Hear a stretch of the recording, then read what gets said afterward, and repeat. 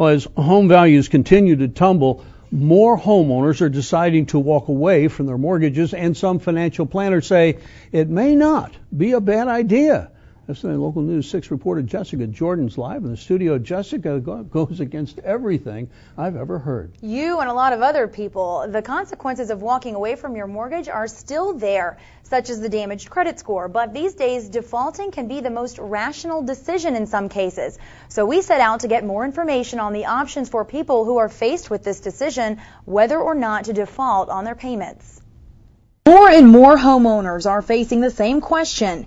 Do I continue to pay the mortgage or default on my home that's continuing to plummet in value? Most of the people I see are really, they would like to continue making their obligation, making their payment, but they know that if they do that, they're putting their financial future in a deep hole.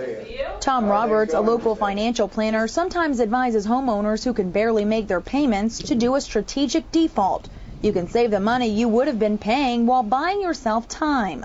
In Florida, homeowners have 5 years to catch up on backed mortgage payments to prevent foreclosure. Typically, these late payments would have damaged your credit score for 7 to 10 years. But financial experts say those credit standards may soon change.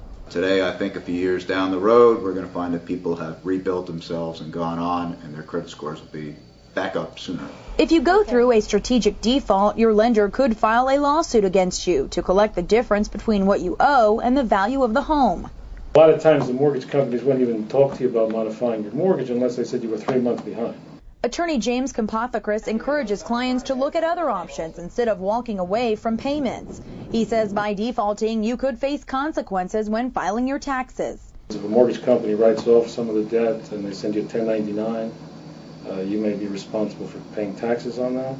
Experts suggest getting a complete evaluation of your finances to determine which option best suits you. And do it early. Don't wait until you've run down your savings account balances and don't have any room to move anymore.